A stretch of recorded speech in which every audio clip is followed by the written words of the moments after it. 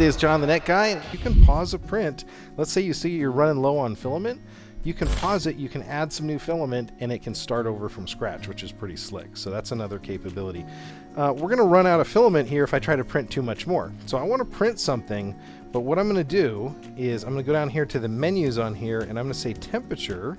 Set it to 207. Anything around 200 or over is usually good. Ender 3D printing filament. This is PLA, so that's the stuff that goes with this printer.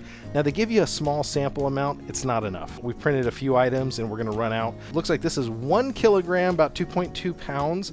There's different colors that it comes in. This one is going to be pure white, which is kind of cool. Now, PLA does have a tendency to suck in moisture. So if you're going to be doing a lot of 3D printing, you can buy expensive cases to hold all your stuff. But just what I would remember is keep that desilicate packet in there. Now, changing the filament out isn't that hard to do. You can do it pretty easily. What I like to do is to find the end of the filament here. Where did they put this one? Right over here. So they've got it notched through the side to make it easier for you.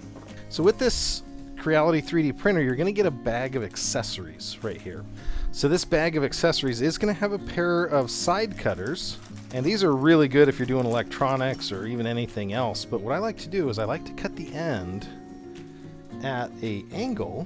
Here we go. So I'm going to cut the end as sharp of an angle as I can get. That's going to make it easier to feed this when it comes feeding time. So you can see how sharp that is. So it's ready to go in. You may or may not be able to see this, but what I'm going to do is I'm going to push the filament through. And there you go. It's coming out like spaghetti right down there. If you look down there, we're getting a little bit of filament through.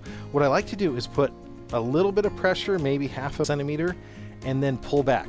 And just pull back smooth and quickly. So a little bit in to help it feed, and then pull back.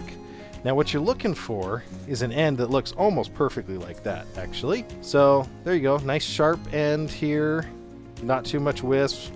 And that means that it came out of that extruder pretty easily. Now I can pull. So there's the two little extruding wheels. What I like to do is, and I'm going to grab the new one. But now I'm going to try to straighten this out as much as possible.